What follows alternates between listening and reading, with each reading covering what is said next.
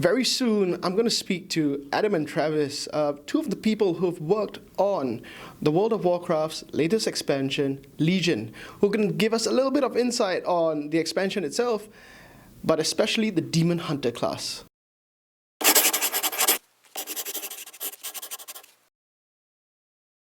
Hi guys, welcome to Singapore. Hi, thank you for having us. Happy to be here. Yeah, so it's Legion's just come out, and the question is why Legion? Right after Warlords of Draenor, why Legion, and where does Legion sit within the Warcraft timelines, the lore? So in all of Warcraft, we have lots of running storylines, and at this point in the story, the Legion have been kind of dormant for a little while, so they're angry and they're coming in to do.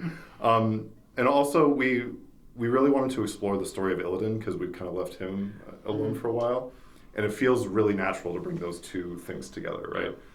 In terms of where it lives in the storyline, Draenor is now its own timeline. Like we're back in Normalville, and the Legion is coming in to invade. So it's kind of where we're at right now.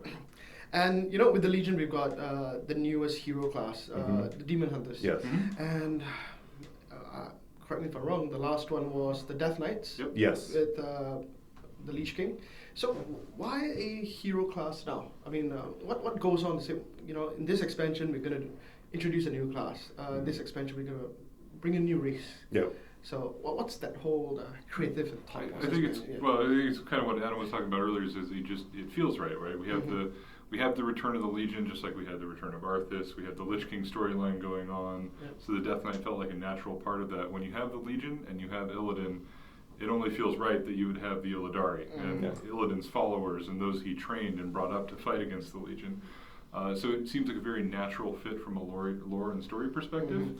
And it kind of integrates right in with the major themes of the expansion and major features of the expansion. So it felt like the right thing to do, the right time. To dovetail that, we don't really go into an expansion going, we must have another hero class or must have another race. It's whatever makes sense for the story that we're trying to tell. Okay. We will always be a fantasy first game. Right. And so what's the what do you think sets the Demon Hunter apart from all the other classes? I worked on Demon Hunter a lot. My favorite part of the Demon Hunter is how mobile they are and how there's this vibe of having to control the demonic energy within them to the point where they're like wrestling with it constantly, and at some point it just bursts forth from them. So I'm going up to smash you and changing into a demon because I'm so angry, and then kind of like reining it back in. So I really try to sell that fantasy of having so much power that you couldn't contain it all while you went. And so both the fantasy aspect of that and then just being super mobile and super agile like we all would know Illidan to be from any game that you've seen him in. That's right. Yeah, I think the other cool thing that we bring to the table is they have their own unique starting experience, not unlike the Death Knight. That's right. And so you get to see, I would encourage everybody, even if they don't plan on playing a Demon Hunter, if they're not into mobility for whatever reason, or this doesn't appeal to them, that's fine. But the Demon Hunter starting experience is great because we have right now the Horde and the Alliance are all playing through the Broken Shore and kind of getting those story moments and setting up for the invasion of the Legion. And we have a concurrent storyline bespoke just for the Demon Hunters that they can play through. You kind of learn about what was Illidan actually doing at the Black Temple, what was his plan, That's right. and I don't want to ruin it for anybody, but as you dig into that, it introduces you to the class, to the fantasy, to the story of what's going on that will all come into play later. I think that's really cool. We've done a nice integration on that front. The truth is I've played it, and I understand what you mean about the mobility bit. I was taken aback. I couldn't quite get the grips around it the first time. I play a mage most of the time, so I play Fire Mage all day long. Same here. Yeah. So it's very different from very much. The speed that he moves and everything. And I get it. And I love the Illidan side of the story. I thought that was great. Now, when the Death Knight was introduced, the Death Knight became more or less the tank, the go-to tank. What role do you see the Demon Hunter playing in a party mechanic? So I remember back in the day when 5 Death Knight Hellfire. Well, it was also funny because they were overpowered for a long time, but they were also like being played by new people in dungeons where you were like new tank in Hellfire Citadel, and there's a Death Knight coming through. and you're like, can you actually tank? Because you're just this new class that you don't know what's going on. So there's always this like mechanic of like, I'm not sure whether you're actually good or not. We've actually taken a lot of effort in making sure that demon hunters are super viable and super even with everybody else. They're not like super overpowered or underpowered. They're right on par with everybody else in terms of like their tank role, as opposed to a paladin or something that can heal your party members or get them out of trouble. They're much more about controlling the battlefield in an AoE type style. Like they've got AoE silence, they have chains, they've got fear, all in their sigils. They also have a fair bit of mobility still with Infernal Strike and things like that. And they have a lot of self-heal. So in that way, they're a little bit like Death Knight, but they're also very squishy because they're still an agility class. So they're very different than something that we've done before. Yeah, I do like the high skill cap nature is like the way that you can differentiate between a good Demon Hunter tank and a bad Demon Hunter tank. It's very stark, especially if you play a healer. You can totally tell which ones are good at hitting their abilities at the right time and which ones aren't. And I think on the DPS side, I think the note really is they're super mobile, and that's like, it's a very appealing playstyle, especially I've been running through and doing Archimond over and over and over on my Demon Hunter recently.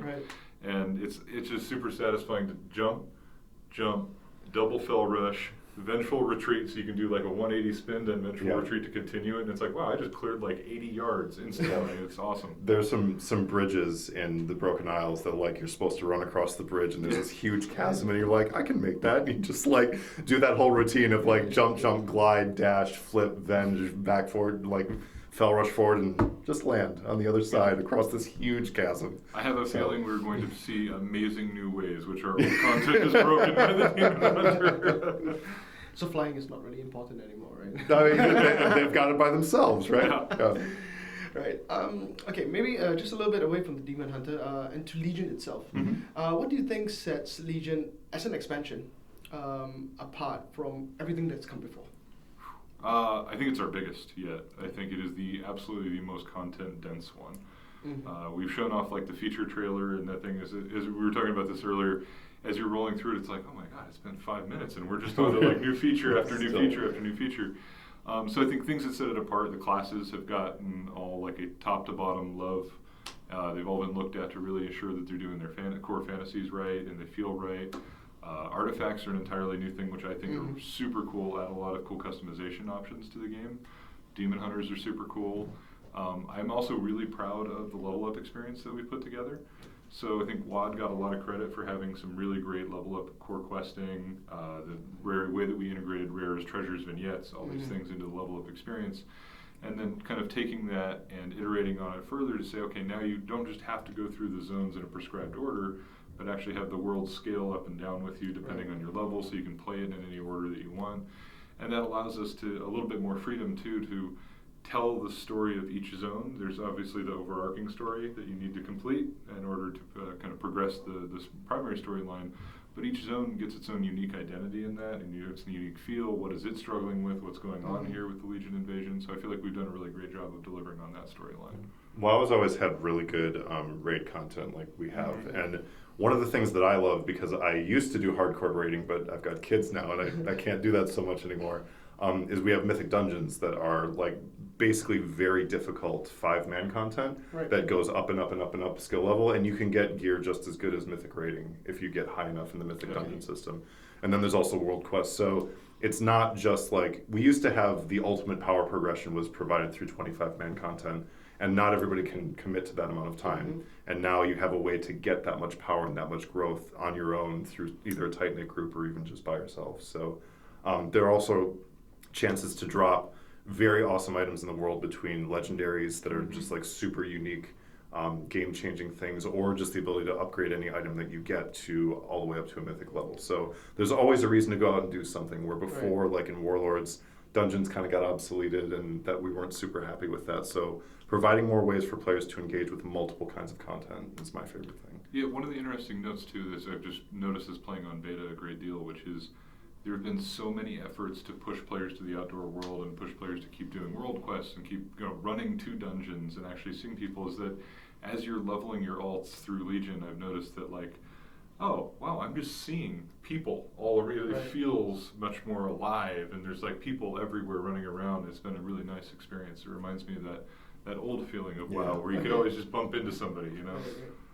And speaking of that, who do you say is the audience for WoW right now? I mean, for Legion especially, are we looking at bringing back the old gamers, or is it, new blood? I mean, we will always try to cater to as many people as we can. I mean, we definitely appreciate our loyal fan base in a lot of the things we do, but I mean, there's plenty of players who have left WoW for one reason or another, whether it's school or a job or whatever, and very many people are like, kind of itching to get back into WoW, and this looks really good. And so we always look at serving as many players as we can. And one of my favorite things about WoW is it's not even really just one game anymore. It's like 7 games, right? There's like, if you want a PvP, if you want a dungeon, if you want to go treasure hunting, if you want a pet battle, if you want to play the auction house, like there's so many different things that you can do in the game, and we will always have people looking at every single aspect of the game they can, and hopefully adding new ones as we go.